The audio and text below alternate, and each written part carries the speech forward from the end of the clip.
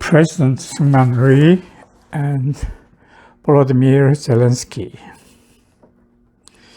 During the wee hours of June 28, 1950, the third day of Korean War, the three bridges of the Han River were destroyed by fleeing South Korean soldiers to slow down the North Korean army. One day earlier, President Syngman Rhee escaped Seoul on a special train to Daejeon. Once the military brass realized that Rhee fled Seoul, they also ran for their dear lives to the south before ordering their subordinates to destroy the bridges. The majority of citizens, including our family and South Korean soldiers, were trapped in Seoul along with abandoned military armaments. In those chaotic few days, the size of the South Korean army was reduced to about 25,000 from 98,000.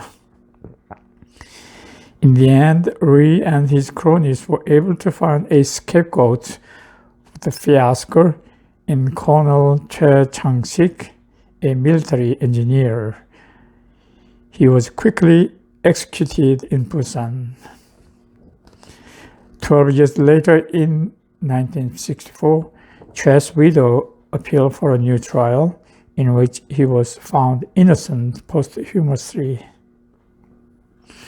The Republic of Korea was inaugurated on August 15, 1948, exactly 3 years after the Second World War ended.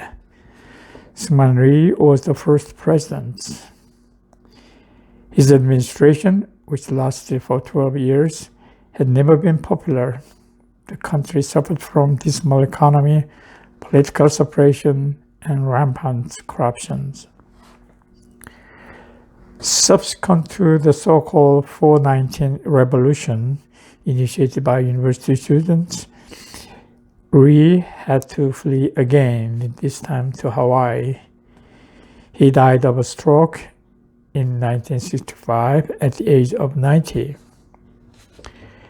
Rhee's popularity has surged lately with a strong sentiment for reviving his legacy.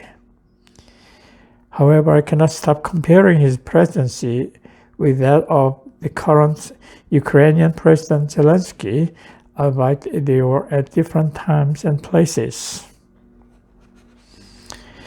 This note is from the two essays, number 335 and 348, from my fourth book on Korean proverb, and is updated with the current Ukraine-Russia war.